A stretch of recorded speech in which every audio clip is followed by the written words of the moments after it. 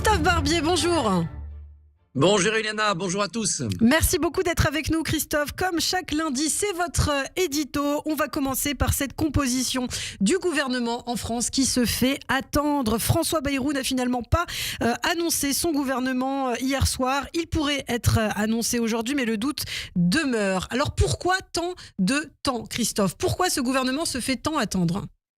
Alors, vous voulez l'explication officielle ou l'explication réelle ? Parce que l'explication officielle donnée par l'Élysée, c'est qu'il y a la vérification par la HATVP. La HATVP, ça n'a rien à voir avec la RATP, c'est la Haute Autorité de Transparence de la Vie Politique, qui passe à la moulinette tous les dossiers des futurs ministres pour vérifier qu'il n'y a pas parmi eux quelqu'un qui a oublié de payer ses impôts ou qui a été condamné et qui a une inscription casier judiciaire qu'on n'avait pas vue, etc., etc. Donc évidemment, ça prend du temps. Mais ça, c'est l'explication officielle. L'explication réelle, c'est la crise des 4 B. Alors dans les 4 B, je vous rassure, il n'y a pas Barbier, donc il n'y a pas de problème. Non, les 4 B sont les suivants. Le premier B qui coince, c'est Bercy. Qui mettons à Bercy pour piloter l'économie ? C'est Laurent Wauquiez qui avait été candidat, mais ça ne se fait pas. Il a annoncé qu'il ne serait pas membre du gouvernement. Donc la case est libre. Or, Bercy, c'est s'occuper du budget et donc essayer de résoudre la crise budgétaire actuelle parce qu'on n'a pas de budget. Mais c'est s'occuper aussi des plans sociaux qui arrivent, des faillites qui se profilent à l'horizon. Le deuxième B, c'est Barrot, Jean-Noël Barrot, au Quai d'Orsay. Il a plutôt donné satisfaction. Macron aime bien travailler avec lui. Il a été plutôt bon, ce jeune ministre, depuis 3 mois. Mais simplement, il y a un candidat pour entrer au Quai d'Orsay. C'est Gérald Darmanin. Et si on met Gérald Darmanin, où est-ce que l'on met Jean-Noël Barrot ? Jean-Noël Barrot, il est centriste. C'est un proche de Bayrou. Macron n'a pas envie d'avoir un centriste à Matignon et un centriste au Quai d'Orsay. Mais il faut bouger tout cela. Le troisième B, c'est Bertrand. Xavier Bertrand, qui est d'accord pour entrer au gouvernement. S'il avait été Premier ministre, le RN avait dit on censure, mais comme simple ministre, le RN veut bien le tolérer. Simplement, il veut aller à la justice, et là, ça inquiète beaucoup Marine Le Pen. Puis le quatrième B, c'est Bayrou lui-même, parce qu'entre Macron et Bayrou, ça se passe mal depuis le début.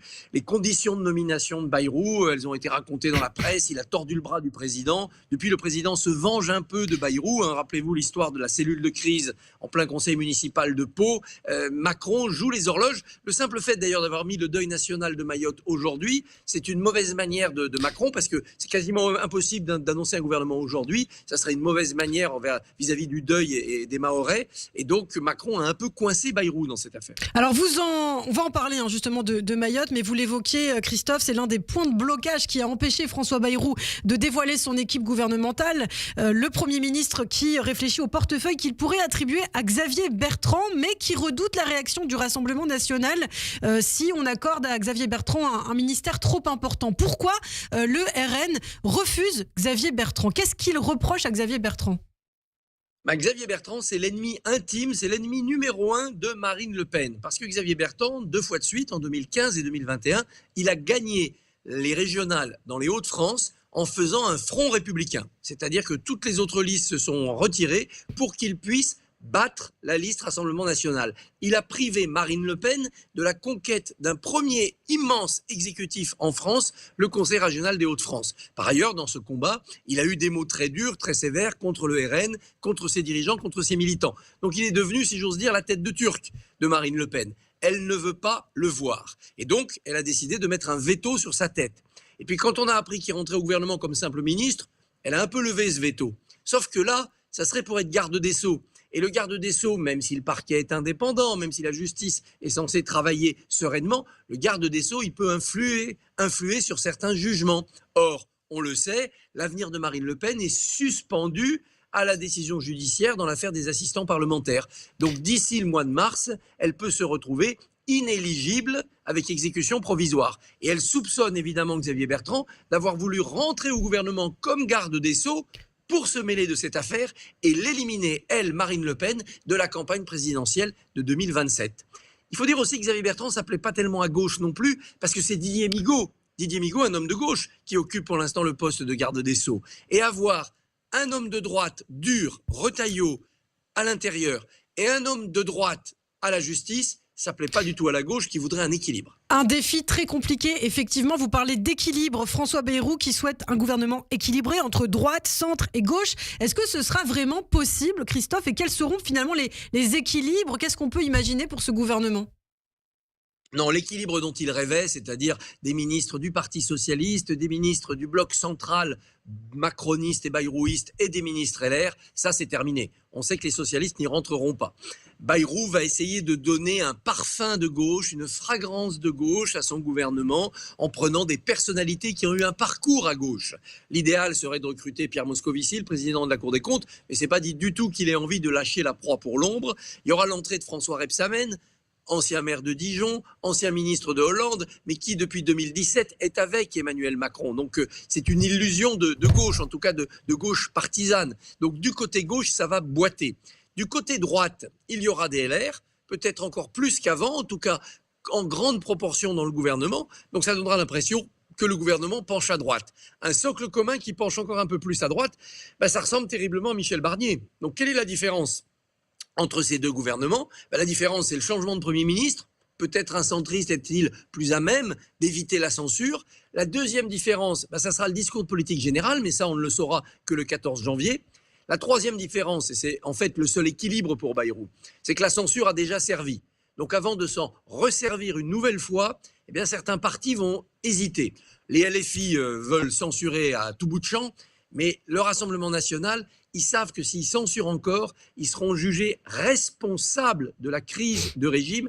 Et c'est pas dit qu'ils en tirent profit à long terme. Alors il y a une personnalité aussi, Christophe, qui pourrait revenir sur le devant de la scène. Gérald Darmanin, qui a dû quitter ses fonctions ministérielles en septembre dernier, qui a bien envie, lui, de faire son retour au sein peut-être du gouvernement. C'est ce que rapportait en tout cas la semaine dernière Le Figaro. On parle d'une place au Quai d'Orsay. Alors est-ce que Gérald Darmanin va s'installer au Quai d'Orsay? Est-ce que cela poserait problème? C'est son souhait. Il l'avait déjà formulé auprès de Michel Barnier. Emmanuel Macron n'a pas dit non, même si, comme je vous le disais, il s'entend très bien avec Jean-Noël Barrot, mais ça pose un certain nombre de questions. D'abord, c'est quoi la diplomatie selon Gérald Darmanin? Honnêtement, dans son parcours, il n'a jamais développé de véritable politique diplomatique. Les seuls dossiers qu'il ait eu à gérer, c'est par exemple les laissez-passer consulaires pour renvoyer les migrants clandestins. Je ne sais pas si c'est une bonne base pour négocier la politique étrangère de la France avec d'autres pays. Par ailleurs, il est présidentiable, Gérald Darmanin. Et donc, il va utiliser le Quai d'Orsay pour faire pousser sa stature d'homme d'État. Il a eu un ministère régalien à l'intérieur, il s'en est pas trop mal sorti, mais ça a tourné finalement beaucoup à la fin à l'exercice de communication avec les opérations Place Nette et beaucoup de discours et peu de résultats. Il va vouloir utiliser le Quai d'Orsay pour sa campagne 2027. Ce n'est pas forcément ce que Macron attend de lui. L'avantage de Gérald Darmanin, c'est que c'est quand même un homme politique de poids. Donc à l'Assemblée, il saura se faire respecter. Et puis, il faut restaurer un peu la voix de la France, le poids de la France, notamment en Europe, où Mme von der Leyen a avancé en considérant que la France, ça ne pesait plus beaucoup. De ce côté-là, Darmanin pourrait être utile. Mais vous voyez, c'est un choix assez lourd qui se présente. S'il n'a pas le Quai d'Orsay, où peut-il aller? Tiens, peut-être au ministère de la Justice, puisque Xavier Bertrand, ça serait peut-être malin de l'en exfiltrer. Vous voyez, on va avoir un jeu de chaises musicales aujourd'hui et peut-être demain qui n'a pas fini de nous faire rire et réfléchir. Effectivement. Alors, par ailleurs, en attendant la nomination du gouvernement de François Bayrou, Christophe, la droite commence à s'impatienter puisqu'on a appris ce matin que Laurent Wauquiez va réunir les députés LR à 9h notamment. Est-ce que c'est pour aujourd'hui la nomination de l'équipe gouvernementale? Vous pensez que ça va se faire aujourd'hui? Ça va être annoncé aujourd'hui?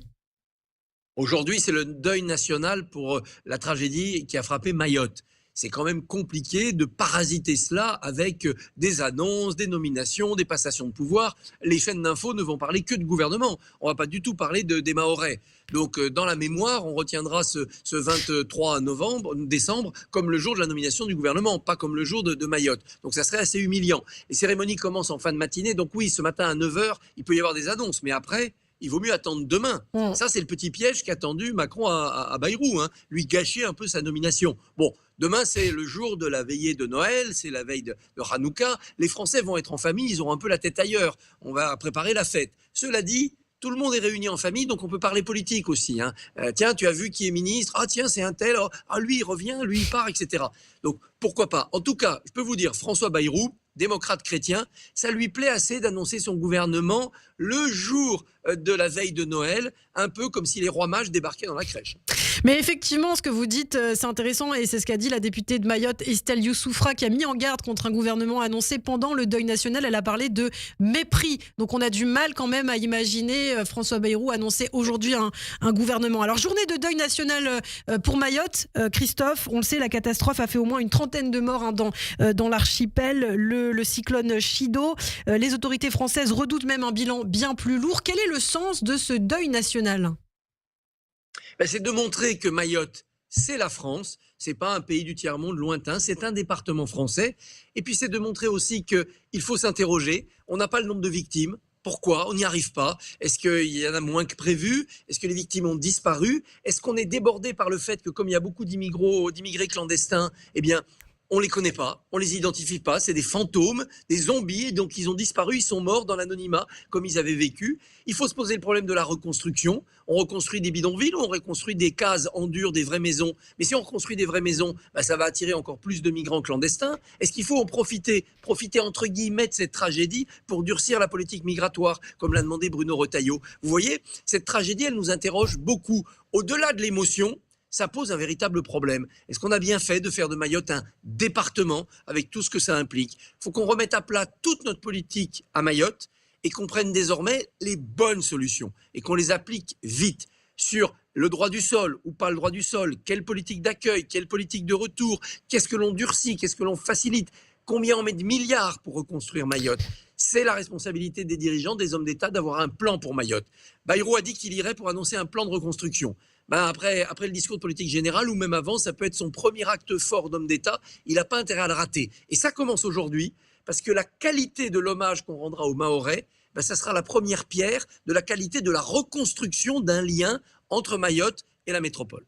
Alors Christophe, avant de parler de l'année 2024 et de ce qu'on peut retenir de l'année 2024, puisqu'on parle de Mayotte, je voulais aussi vous faire réagir à la posture d'Emmanuel Macron pendant son voyage à Mayotte qui n'a pas plu. Certains ont dénoncé des grossièretés de la part du président de la République, chemise blanche, manches longues relevées. Emmanuel Macron s'est confronté à des Mahorais livrés au désespoir et en colère. Qu'est-ce que vous avez pensé de l'attitude du chef de l'État à Mayotte ? Classique par rapport à lui-même, c'est-à-dire qu'Emmanuel Macron n'a cessé depuis 7 ans de dire des vérités, mais qui sont perçues comme des agressions méprisantes, condescendantes, parce que le ton qu'il y met ne fonctionne pas. Quand il dit « vous êtes des Gaulois réfractaires », il a raison, les Français sont des Gaulois réfractaires, mais c'est perçu comme du mépris. Il n'y a qu'à traverser la rue pour trouver un boulot, c'est parfaitement exact, mais c'est perçu comme du mépris. On met un pognon de dingue et il y a toujours des pauvres. C'est la réalité depuis 40 ans de ce pays. Il dit la vérité, le président, mais c'est perçu comme du mépris. Donc il y a un problème de style, de communication. Il y a aussi un problème de lien avec la population. On n'aime pas, nous Français, qu'on nous mette le nez devant nos vérités. Et le président à Mayotte a eu raison. Si ça n'avait pas été la France, si ça avait été un pays au fin fond du tiers-monde, la tragédie aurait été pire, malgré l'aide internationale. Et donc, il a eu raison sur le fond. La manière de le dire et le moment pour le dire n'étaient pas bien choisis. C'est le problème fondamental de Macron qui, depuis le début, fait que son lien avec la population est un lien d'un type super intelligent qui apparaît comme méprisant et d'une population qui s'est mise à le haïr personnellement. Il est détesté ad hominem et ça le poursuivra jusqu'à la fin de son mandat. Ça pourrait d'ailleurs être extrêmement virulente, cette fin de mandat. Eh bien, merci beaucoup Christophe Barbier. On aura peut-être l'occasion de parler de ce qu'on pourra retenir de l'année 2024 quand on se verra en studio. Christophe, en tout cas, je vous souhaite de très belles fêtes de Noël et de Hanouka, bien sûr, pour les auditeurs qui nous écoutent. Mais vous voyez, on n'est pas sectaire sur Radio J. Exactement. Bon Hanouka, bon Noël. La fête ensemble, faire la fête en ce moment, c'est très important. Merci Christophe et à très bientôt. Radio J. Retrouvez le Barbier du matin sur le site radioj.fr